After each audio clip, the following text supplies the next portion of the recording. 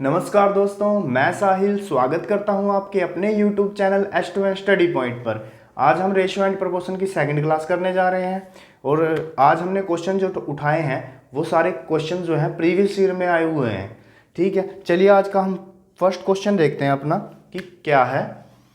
कह रहा है कि एक बॉक्स में 180 रुपये हैं, ठीक है जी, जो कि 1 रुपये 50 पैसे 25 पैसे के सिक्कों के रूप में है। सिक्कों की संख्या का अनुपात 2, 3 और 4 है। तो 50 पैसों के सिक्कों की संख्या बतानी है हमें। जो उसमें 50 पैसे के सिक्कों की संख्या है कितनी है ये बतानी है। तो सिक्कों की संख्या दी हुई है हमें, 1 रुपये के सिक्के, 50 पैसे के सिक्के और 25 पैसे के सिक्के हैं उस बॉक्स में अंदर। किस रेशो में है? 2:3:4 के रेशो में दिया हुआ है। ठीक है, 1 रुपये के 2 सिक्के हैं, 50 पैसे के 3 सिक्के हैं, 25 पैसे के 4 सिक्के हैं। पर हमें एग्जैक्ट नहीं पता है कि एग्जैक्ट वैल्यू यही है उन सिक्कों की, वो हमें निकालनी है। ठीक है, तो बॉक्स में कह रहा है 180 रुपये टोटल है, 180 रुपये टोटल दे रखे हैं उसने। हम भी देख लेते हैं कि हमारे अकॉर्डिंग बॉक्स में 180 रुपये आते हैं या नहीं आते हैं। तो 2 रुपये के 2 सिक्के हैं तो 2 रुपये हो गए हमारे पास, 50 पैसे के 3 सिक्के हैं तो 1.5 रुपये हो गए हमारे पास, और 25 पैसे के 4 सिक्के हैं तो हमारे पास 1 रुपया हो गया। तो टोटल कितने हो गए हमारे पास? 2 और 1 3, 4, 4.5 रुपये हैं हमारे अकॉर्डिंग टोटल। भाई बॉक्स के अंदर 4.5 रुपये हैं और उसने कहा है कि 180 रुपये हैं, तो 4.5 बराबर हमारा 180 के आ गया ना। तो 180 के बटे में 45 पॉइंट के लिए ऊपर 10 गुना कर दो, 5 दिन 45, 40 आ गया हमारा। अब इस 40 को क्या कह रहा होगी, 50 पैसे के सिक्कों की संख्या कितनी है? तो 1.5 से गुणा कर दो, 3 से गुणा कर दो 40 को, तो हमारा 50 पैसे के सिक्कों की संख्या 120 आ गई। ठीक है, 40 को 3 से गुणा करना है, 120 सिक्के हैं उसके 50 पैसे के। ठीक है, 120 सिक्के 50 पैसे के उस बॉक्स के अंदर है। ये इसका हमारा राइट आंसर हो जाएगा। चलिए नेक्स्ट क्वेश्चन देखते हैं अपना। कह रहा है P अनुपात 18 समानुपात 5:3 हो तो P का मान क्या होगा? सिंपल सा क्वेश्चन है। मैंने आपको समानुपात का मतलब पहली वीडियो में बताया था कि समानुपात का मतलब इक्वल होता है, और इनको हम कैसे लिख सकते हैं? P/18 is equal 5/3। ठीक है, इनको क्रॉस मल्टीप्लाई कर लो, 3P, 18 पंजे 90, P इज इक्वल 90, ये गुणा में इधर मल्टी इसमें बाय में आएगा तो हमारी P की वैल्यू 30 आ जाएगी। यही हमारा इसका राइट आंसर होगा। बिल्कुल छोटा सा क्वेश्चन था पर ये पेपर में पूछा गया क्वेश्चन है RRB ग्रुप डी 2018 में। ठीक है, चलिए नेक्स्ट क्वेश्चन देखते हैं अपना। 117 रुपए की राशि को 1/2 अनुपात 1/3 अनुपात 1/4 में विभाजित करने की जगह 2 अनुपात 3 अनुपात 4 के अनुपात में विभाजित कर दिया जाता है। गलती से लगा दीजिए, जैसे भी उन्होंने गलती से दूसरे अनुपात में विभाजित कर दिया पैसे को, तब किसके हिस्से में सबसे ज्यादा राशि आई और कितनी आई? चलिए इस क्वेश्चन को देखते हैं। बड़ा अच्छा क्वेश्चन है। करना किसमें था? 1/2 1/3 1/4 में विभाजित करना था, तो हम पहले इसी को ही ले लेते हैं। 1/2 अनुपात 1/3 1/4। एलसीएम लेंगे इनका, 12 आ जाएगा, 6 4 3। तो 6 4 3 के अनुपात में ये पैसे हमें विभाजित करने थे, 117 रुपये। ठीक है, और कर क्या दिए? 2 अनुपात 3 अनुपात 4 के अनुपात में विभाजित कर दिए। ठीक है, तो टोटल पैसे कितने हो गए हैं? 6 और 4 10 और 3 13। हमारे पास 13 रुपये हुए हैं ये टोटल। उसने दिए हुए हैं 117, तो 117 बराबर हमारा 13 के हो गया। तो 13 इसके डिवाइड में रख के इसको कट कर लो, 9 पे कट जाएगा, तो 9 से इन सबको गुणा कर दो, तो क्या आएगा? 54 36 27। जो इस अनुपात में बांटे जाते ये पैसे, तो ए को आते 54 रुपये और बी को 36 और सी को 27 रुपये, अगर सही अनुपात में बांटे जाते। उन्होंने गलत अनुपात में बांटे हैं 2 3 4 के, तो 2 3 4 के अनुपात में देखते हैं कितने कितने किसको आते हैं। 4 और 3 7 और 2 9 रुपये टोटल है। उसने दिए कितने हैं? 117 रुपये दिए हुए हैं बेटा। तो 9 इक्वल हमारा 117 के हो गया, तो ये 13 पे कटेगा, तो 13 गुना 13 गुना 13 गुना 13 दूनी 26, 13 तिये 39, 13 चौके 52। तो ए को वहाँ 54 रुपए मिल रहे थे, यहाँ 26 रुपए मिल रहे हैं। बी को 36 मिल रहे थे, यहाँ 39 मिल रहे हैं। कितने ज्यादा मिल रहे हैं? 3 ज्यादा मिल रहे हैं, ठीक है। और सी को 27 रुपए मिल रहे थे पहले सही अनुपात के अकॉर्डिंग, और गलत अनुपात के अकॉर्डिंग 52 मिल रहे हैं। मतलब सबसे ज्यादा सी को मिल रहे हैं, सी को सबसे ज्यादा मिल रहे हैं। कितने ज्यादा मिल रहे हैं? तो 52 में से 27 को माइनस कर दो, 12 में से 7 गए 5, 4 में से 2 गए 25, मतलब कि 25 रुपए ज्यादा मिल रहे हैं सी को। यही हमारा इसका राइट आंसर हो जाएगा, ठीक है। चलिए फोर्थ क्वेश्चन देखते हैं अपना। एक व्यक्ति अपनी 8600 की धनराशि को 5 पुत्रों और 4 पुत्रियों 2 भतीजों में बांटता है। यदि प्रत्येक पुत्री प्रत्येक भतीजे से 4 गुना ज़्यादा प्राप्त करे और प्रत्येक पुत्र प्रत्येक भतीजे से 5 गुना धन प्राप्त करे, तो प्रत्येक पुत्री का हिस्सा पूछा है कितना है। तो लिख लेते हैं पुत्री, पुत्र और भतीजे, भतीजा, ठीक है। कह रहा है कि अगर पुत्री को 4 रुपये मिलते हैं तो भतीजे को कितना मिलता है? 1 रुपया, ठीक है। भतीजे को अगर 1 रुपया मिल रहा है तो पुत्री को 4 रुपये मिल रहे हैं। आगे कह रहा है भतीजे को अगर 1 रुपया मिल रहा है तो 5 गुना मिल रहा है भतीजे से पुत्र को, तो 5, तो 5 रेशो 4 रेशो 1 के रेशो में इनका जो है पैसा बटेगा। अब क्या कह रहा है? तो प्रत्येक पुत्री का हिस्सा ज्ञात करना है। एक पुत्र का पता चल गया हमें, एक पुत्री का पता चल गया, एक भतीजे का पता चल गया कि एक पुत्र को 5 रुपये आएंगे, एक पुत्री को 4 रुपये आएंगे, एक भतीजे को 1 रुपया आएगा, ठीक है। पर हमें क्या दिया हुआ है? 5 पुत्र दिए गए हैं, तो एक पुत्र को 5 रुपये हैं तो 5 पुत्रों को 25 रुपये आएंगे ना। और पुत्रियां कितनी है? 4 पुत्रियां हैं उसकी, एक पुत्री को 4 रुपये हैं तो 4 पुत्रियों को 16 रुपये आएंगे। भतीजे कितने हैं? 2 हैं, एक भतीजे को 1 रुपया है तो 2 भतीजों को 2 रुपये होंगे भाई। 8600 रुपये बांटने हैं इस अनुपात में, इनको ऐड कर लो। 25 में 16 को जोड़ेंगे हमारे पास 41 आएगा, और 2 को जोड़ेंगे 43 आ जाएगा हमारे पास। 8600 टोटल है, हमारे अकॉर्डिंग 43 आया है, तो 8600 बराबर है 43 के, मतलब बाय में रख के इसको काट लेंगे तो 43 2 पे जाएगा, 200 आ जाएगा।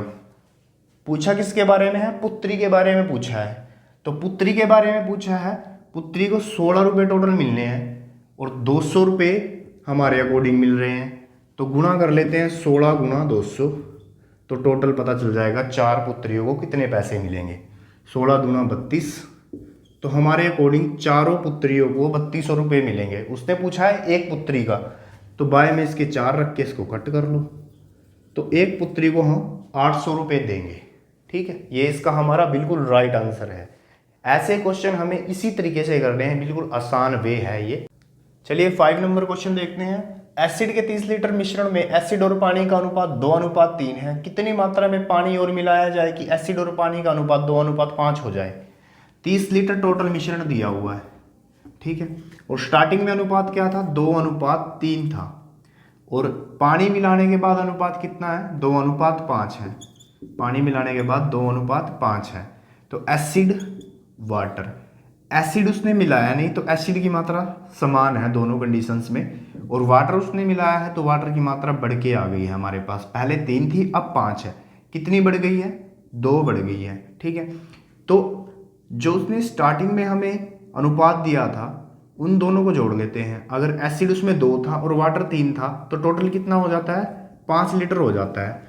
5 लीटर हमारे अकॉर्डिंग टोटल मिश्रण आया है, उसके अकॉर्डिंग 30 लीटर है, तो 30 इक्वल है हमारे 5 के, तो 30 के बाय में 5 रखो, इसको कट करो, 6 आता है हमारा। अगर हम इस 6 को 5 से गुणा कर दें तो 30 लीटर टोटल मिश्रण आता है हमारा। अगर इसी 6 को हम 3 से गुणा करेंगे तो हमारा 18 लीटर वाटर आ जाता है, 2 से गुणा करेंगे तो 12 लीटर पानी आ जाता है। जो स्टार्टिंग का जो हमारा मिश्रण था उसमें 12 लीटर पानी था और 12 लीटर एसिड था और 18 लीटर वाटर था, ठीक है।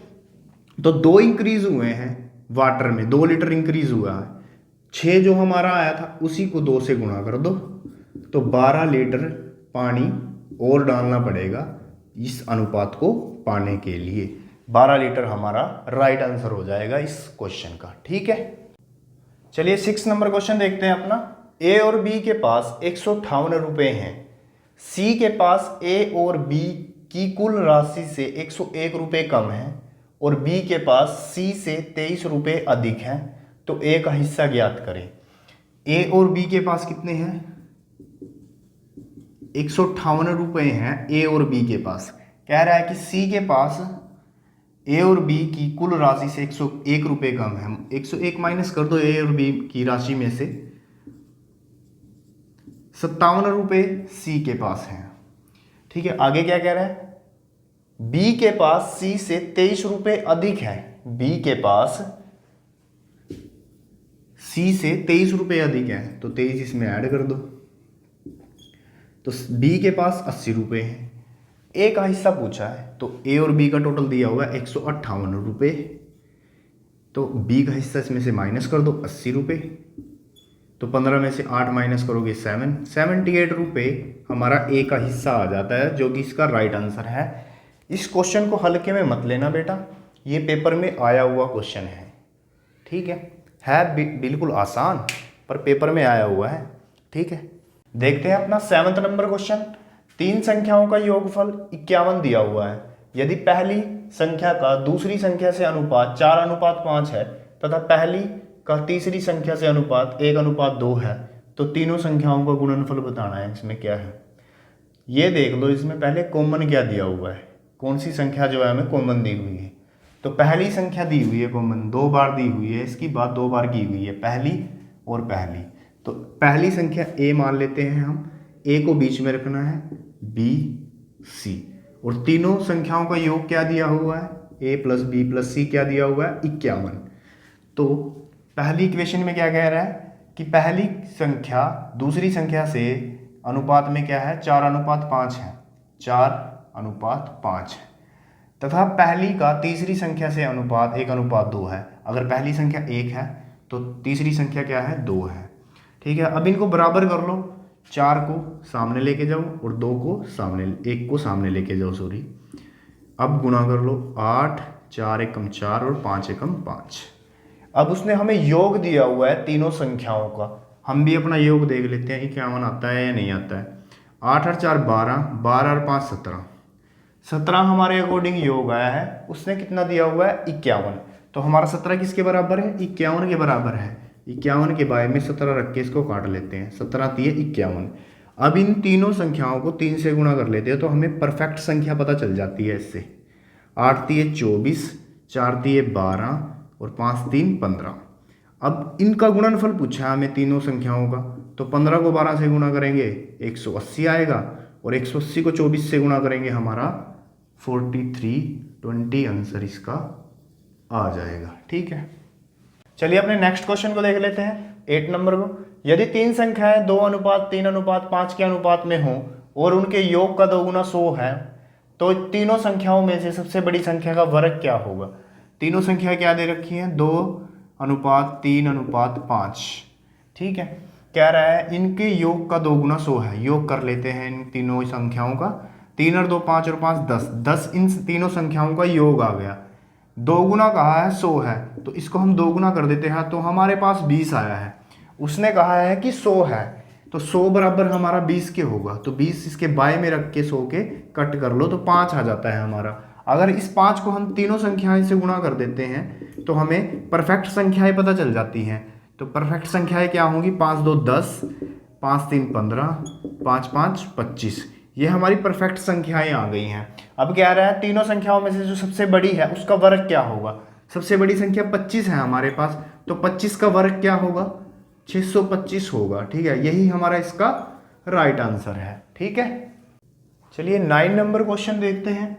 राधा और सुधा के वेतन का अनुपात 6:7 है। राधा और सुधा 6:7 है। यदि दोनों में प्रत्येक का वेतन 3000 रुपये बढ़ जाए तो अनुपात 8:9 हो जाता है। इंक्रीज होने के बाद 8:9 हो रहा है। कितने इंक्रीज कर रहे हैं दोनों की वेतन में? 3000 इंक्रीज कर रहे हैं। तो सुधा का वेतन बताना है हमें कितना है। हम अपने अकॉर्डिंग देखते हैं कि दोनों के वेतन में कितना इंक्रीज हो रहा है। हमारे अकॉर्डिंग इधर भी 2 का इंक्रीज हो रहा है और यहाँ पर भी 2 का इंक्रीज हो रहा है। तो जो हमारा 2 है वो 3000 के बराबर है, तो 3000 बटे में 2 रख के इसको कट कर लो तो हमारा 1500 आ जाता है। अगर हम इस 1500 को 2 से गुणा कर दें तो 3000 आएगा। ठीक है, 3000 सुधा का वेतन बढ़ गया है और राधा का भी 3000 इंक्रीज हो गया है। अब सुधा का वेतन बताना है हमें, स्टार्टिंग वेतन। तो 1500 को 7 से गुणा कर दो, करो गुणा, तो वही 10,500 इसका हमारा राइट आंसर आएगा। ठीक है, चलिए आज के हमारे लास्ट क्वेश्चन को देख लेते हैं। 10 नंबर। दिव्या ने 25,000 रुपये निवेश कर एक व्यापार प्रारंभ किया। 6 महीने बाद एक कोमल नाम की लड़की आई, 40,000 रुपये से निवेश कर उस व्यापार में शामिल हो गई। 2 वर्ष बाद प्राप्त लाभ का अनुपात क्रमशः क्या होगा? 2 वर्ष की बात की गई है यहाँ पे। दिव्या ने कितना रुपया निवेश किया? 25,000 रुपये। कितने टाइम के लिए? 2 साल के लिए, मतलब 24 महीने के लिए, मल्टीप्लाई 24। और कोमल ने 40,000 रुपये निवेश किया, 24 माइनस 6 क्यों माइनस किए हैं मैंने इसमें से? क्योंकि वो लड़की 6 महीने लेट आई थी, इसलिए 6 माइनस किया है। अब इसको रेशो में ले लेते हैं, 30 से 30 को कट कर लेते हैं तो 25 मल्टीप्लाई 24 हमारे पास 600 आ जाता है। ठीक है, 40 गुणा 24 में से 6 करेंगे 18, तो हमारा 720 आ जाता है। ठीक है, अब 10 से 10 कट जाएगी, 12 पंजे 60, 12 6 72, तो 5:6 हमारा इसका राइट आंसर आ जाता है। दोस्तों अगर आपको वीडियो अच्छी लगे तो वीडियो को शेयर करें, लाइक करें और चैनल को सब्सक्राइब करें। Thanks, bye bye.